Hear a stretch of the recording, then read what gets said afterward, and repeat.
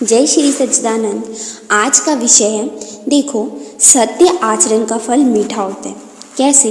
देखो, संत कभी किसी से घृणा नहीं करते। गुरु नानक देव जी अमीर के घर नहीं गए, गरीब के घर गए। अमीर कहता है कि तुम गरीब के यहाँ जाते हो, मैं तो तुमको अच्छा खिलाऊंगा, अच्छा सम्मान करूंगा। तो देखो, नानक देव जी कहते हैं कि तेरी बनाई हुई रोटी में खून है और इस गरीब की बनाई हुई रोटी में दूध है। अगर तू देखना चाहता है तो देख, जब दोनों रोटियों को दोनों हाथों में लेकर निचोड़ा गया तो एक से दूध निकला और एक रोटी से खून निकला। गुरुओं की यह बातें सत्य हैं, तो उन बातों पर अमल करो। देखो, धन दौलत नहीं रहता और कुर्बानियां अमर हो जाती हैं। भगवान श्री कृष्ण महाराज कौरव और पांडवों का लड़ना नहीं चाहते थे। वे चाहते थे कि वे पांडव 5 भाई हैं, इनको 5 गांव मिल जाए, ये इसी में संतोष कर लेंगे। पर दुर्योधन नहीं माना।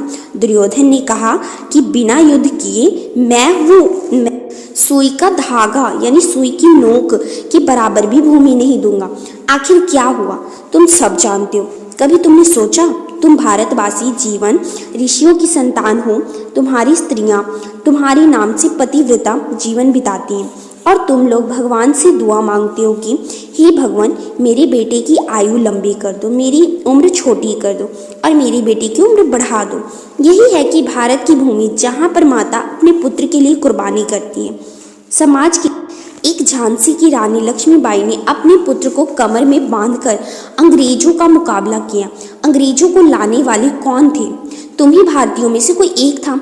आज इस देश में मैं सच कहती हूँ, तुम अपनी डायरी में लिख लो, तुम आपस में लड़कर सब मर जाओगे अगर तुमने अपनी वृत्तियों को नहीं बदला। तो तुम अपने इतिहास को पढ़ो, वह तुम्हें याद दिला रहा है कि देखो रे मन, धीरज क्यों ना धरी, संबत 2000 के ऊपर ऐसा योग पड़े, पूरब पश्चिम उत्तर दक्षिण चहु दिशा काल पड़े, काल व्याल से वही बचेगा जो हंस का ध्यान धरे।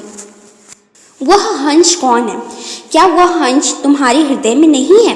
वह तो सबके हृदय में समाया हुआ है, वह तुम्हारे हृदय में रहता है। आज नारी पढ़ लिख गई है और बस क्लब में जाने के लिए तो उसके पास समय है। कहीं यदि साधु संतों का सत्संग हो रहा है तो वो वहाँ जाने के लिए उसके पास समय नहीं है। भाई, जब मर जाओगी तो तुम्हारे पास समय ही समय है।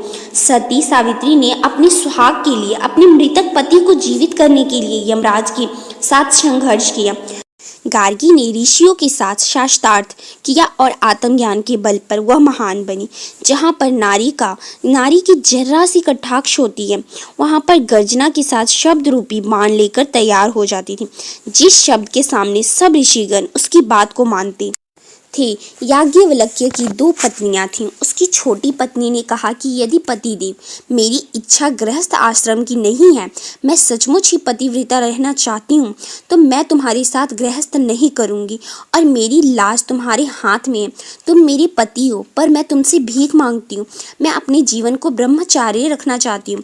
तब महर्षि याज्ञवल्क्य जी कहने लगे कि यदि तेरी इच्छा है तो मैं बहुत ही खुश हूँ। यह है मेरे भारतवर्ष की नारियों का इतिहास, पर आज हम तबाह हो गए। इससे हम बड़े नहीं कहे जाएंगे। पूर्वजों ने, ऋषियों ने संतान कहकर गर्जना की है। देखो, ये हमारी बाइयाँ हैं, ये ब्रह्मचारिणी हैं। इनको पता ही नहीं कि पति कैसा होता है। जब इन्होंने विवाह ही नहीं किया तो ना पति बनेगा और ना ही पति की मार खाएंगे, ना दुख ही होगा और पुत्र होगा मर जाएगा। इनको दुख ही नहीं, जब पुत्र ही नहीं तो दुख क्यों होगा? हम कहते हैं कि भगवान हमको दंड देता है, मगर नहीं, हमें कोई दंड नहीं देता। पुत्र अगर गलत काम करता है तो माता पिता दंड देते हैं। तू दंड के लायक है। पुत्र होते हुए भी कहते हैं कि तू हमारा पुत्र नहीं है, तूने हमको कलंक लगाया है, इसीलिए उस पुत्र को त्याग देते हैं। ऐसे ही भगवान भी करते हैं। जो जैसा कर्म करता है उसको उसी हिसाब से परम पिता परमात्मा दंड देते हैं। तभी संतों ने कहा कि कर्म प्रधान विश्व करी राखा, जो सही करई सो तस फल चाखा।